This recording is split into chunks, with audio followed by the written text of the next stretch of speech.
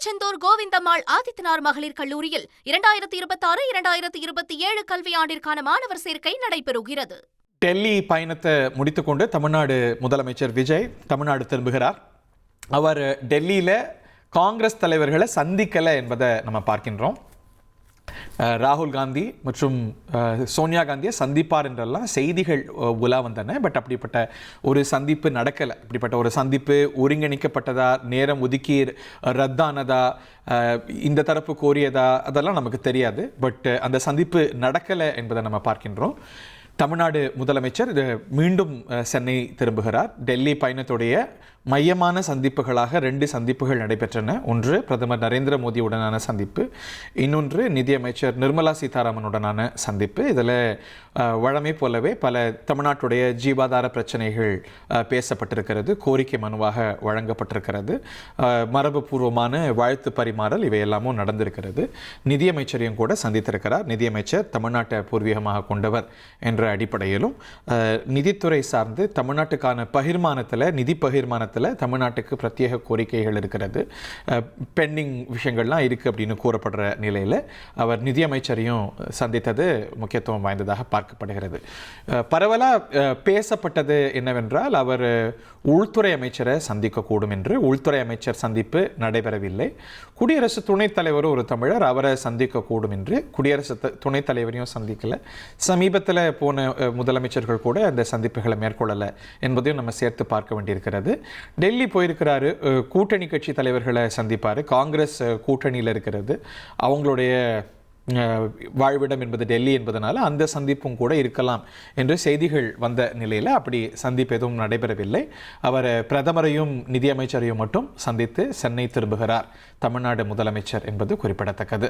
நிறைய கோரிக்கைகள் மெமரண்டமாக கொடுத்துருக்கிறாங்க.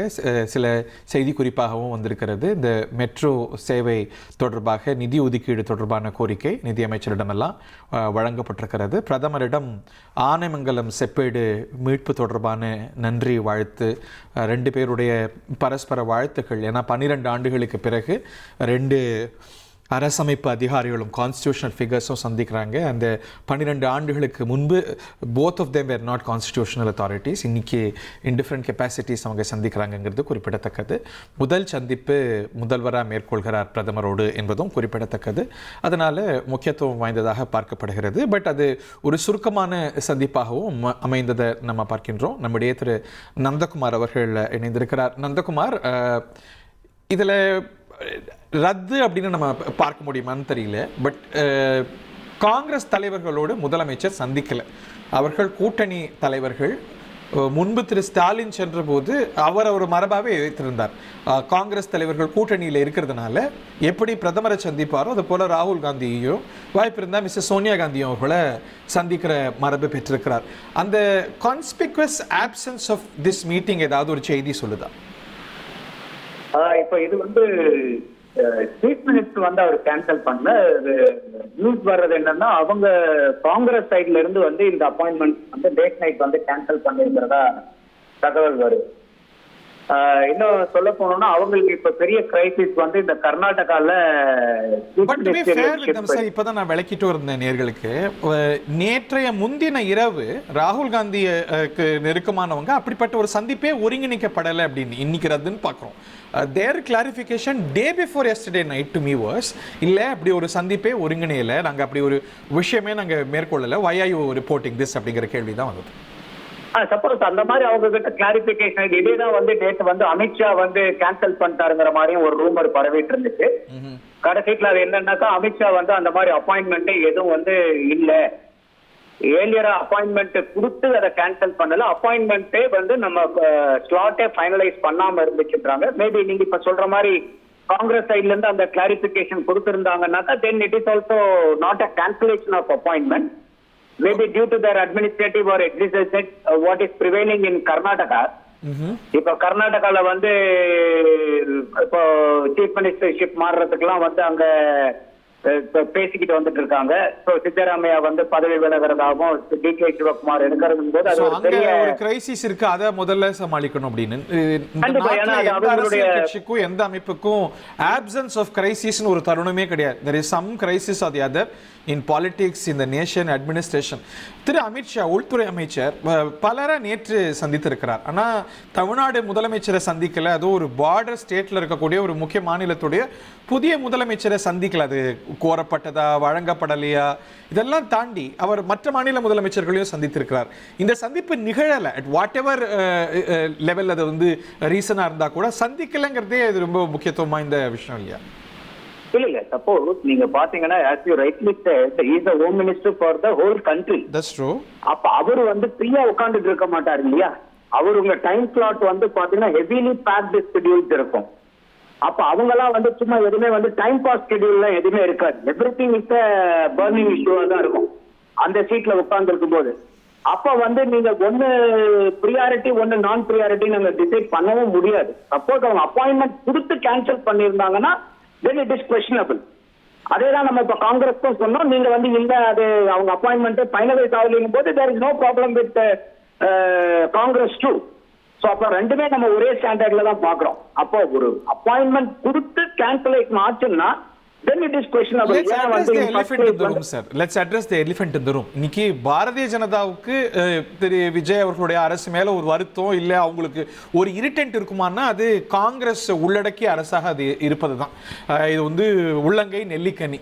ஸோ அதனால ஒரு டிஸ்பிளஷரை வெளிப்படுத்தி let's not over do this, அவங்களை இன்னும் பகைச்சிக்க வேண்டாம் அப்படிங்கிற ஒரு கால்குலேட்டட் ஒரு ஸ்ட்ராட்டஜிக் மூவா இதை பார்க்க முடியுமா? இந்த சந்திப்பு நடக்காது, அது ஒருங்கிணைந்து கூட செஞ்சிருக்கலாம். அப்படியா? that need not to be and it is not necessary to. இப்ப விஜய் அவர்கள் வந்து தாவேகாவுடைய கட்சி தலைவரா போகல, மோடி அவர்களும் பாரதிய ஜனதாவுடைய உறுப்பினரா பார்க்கல. He is occupying the chief ministerial office of Tamil Nadu. That in an ideal world ரெண்டு பேருமே constitutional offices. பட் ஆனா இன்னைக்கு do we live in an ideal world? இன்னைக்கு ரெண்டு பேருமே ஒரு பொலிட்டிக்கல் ரம்ல இருந்து வந்தவங்க அப்படிங்கும்போது இந்த பொலிட்டிக்கல் பிரெஃபரன்சஸ், அதனால ஏற்படுற அலைன்மெண்ட்ஸ், அதனால ஏற்படுற வருத்தங்கள் இல்ல மாற்று கருத்துக்களும் கூட இட் ஃபேக்டர்ஸ் இன்ல. இல்ல அவ்வளவு பெரிய ஆபீஸ் ஆக்குபை பண்ணும்போது அந்த மாதிரி டிஃபரன்சஸை வந்து அவ்வளவு அப்ரப்டா அவங்க வந்து எக்ஸிபிட் பண்ண மாட்டாங்க. ஏன்னா அந்த அளவுக்கு வந்து அந்த பதவியினுடைய மாண்பு ரெண்டு பேர்த்துக்குமே எல்லாம் அந்த பதவியில் இருக்கிறவங்களுக்கு எல்லாமே தெரியும். அப்படி பண்ணினாங்கன்னா அது வந்து it won't look nice on them. So அது வந்து எல்லாருமே வந்து பாத்தீங்கன்னா இப்போ மோடி மாரி அவர்கள் எல்லாம் வந்து வெரி எக்ஸ்பீரியன்ஸ்ட் ஸ்டேட்ஸ்மேன். ஸோ அதெல்லாம் வந்து அந்த மாதிரிலாம் அவங்க பண்ண மாட்டாங்க. பண்ணினாங்கன்னா அவங்களுடைய பேர் வந்து கெட்டு போயிடுங்கிறது அவங்களுக்கு நல்லாவே தெரியும். ஓகே, ஒரு அப்பாயின்மெண்ட் கொடுக்கும் போது அந்த கொடுத்த அப்பாயின்மெண்ட்டை கேன்சல் பண்றதுக்கு கூட சில நேரத்துல வாய்ப்புகள் இருக்கும் based on the emergency situation. அப்ப இன்னைக்கும் வந்து பாத்தீங்கன்னாக்கா காங்கிரஸ்க்கு வந்து நீங்க சொன்ன மாதிரி முதல்ல பல அரசியல்வாதிகள் always they live in the crisis சொன்னா கூட பிரியாரிட்டி மேட்டர்ஸ் இல்லையா? கரெக்ட். அப்போ எல்லா இடத்துலயுமே everybody is given 24 hours time in a day. இந்த பொலிட்டிக்கல் கால்குலேஷனும் இருக்காதா? காங்கிரஸோட உறவை நம்ம வந்து ஓவர் டூ பண்ண வேண்டாம், ஓவர் ஸ்டேட் பண்ண வேண்டாம், நம்ம வந்து மெஷர்டா இருப்போம் அப்படிங்கிற ஒரு கால்குலேஷனும் கூட இருந்திருக்காது. அரசியல்வாதியோட ஒவ்வொரு ஸ்டெப்ஸும் மெஷர் பண்ணி தான் எடுப்பாங்க. நீங்க 29 வரைக்கும் காங்கிரஸ் வந்து நாங்க கூட்டணியில இருக்கிறோம்னு சொல்லிட்டு அவங்க கண்டிஷன் கொடுக்கும்போதே அதை சொல்லியிருக்காங்க. அது வந்து இப்ப சோனியா காந்தி அவர்களையோ ராகுல் காந்தி அவர்களையோ பாக்குறதுனால வந்து அது பாரதிய ஜனதாவுக்கு தெரியாம போயிடுமா என்ன? The whole world knows. இன்னும் கண்ண உறுத்தும் மீன் இதெல்லாமே பேசப்படுற கான்ஸ்பிரசி தியரி. அது வந்து பொலிட்டிக்கல் பாலிடிக்ஸ்ல வந்து there is no political untouchability எல்லாம் கிடையாதுங்க. பாரதிய ஜனதாவுக்கு வந்து காங்கிரஸ் மேபி ஆப்போனன்ட். பட் இப்ப காங்கிரஸ் ரூல் பண்ற ஸ்டேட்டுக்கும் இப்ப கேரளால வந்து காங்கிரஸ் சீஃப் மினிஸ்டர் இருந்தார். அவரும் போய் இப்ப பிஜேபி கவர்மெண்ட்ல ஹெட் ஆஃப் த கண்ட்ரியா இருக்கிற ஐயா மோடி அவர்களை சந்திச்சுட்டான வராங்க. அப்ப எல்லாத்துக்குமே வந்து இந்த கான்ஸ்டிடியூஷனல் பொசிஷன்ங்கிறது வேற, பார்ட்டி பொசிஷன்ங்கிறது வேற. ஓகே, அத வந்து அவங்க ரொம்ப கிளியர் கட்டா டிமார்கேட் பண்ணி தான் அவங்களுடைய ஆக்டிவிட்டிஸ் எல்லாம் இருக்கணும். அத வந்து அவங்க வந்து டிஸ்கஸ் பண்ண மாட்டாங்க. ஓகே, சோ இப்போ வந்து maybe due to some emergencies and emergencies which is prevailing in Karnataka, அந்த மீட்டிங் வந்து பாத்தீங்கன்னாக்க might have got fruitful. அப்படிதான் நான் பாக்குறேன். அதை வந்து ஒரு பர்பஸா வந்து இல்ல போய் காங்கிரஸ போய் பார்த்தாக்கா பாரதிய ஜனதா கோச்சுக்குவாங்களோ, ஐயா மோடி கோச்சுக்குவாரோங்கிறதெல்லாம் அதெல்லாம் வந்து ஐயா விஜய் அவர்கள் அந்த மாதிரி நினைக்கக்கூடியவரும் கிடையாது. ஓகே, திருச்செந்தூர் கோவிந்தம்மாள் ஆதித்தனார் மகளிர் கல்லூரியில் 2026-2027 கல்வியாண்டிற்கான மாணவர் சேர்க்கை நடைபெறுகிறது.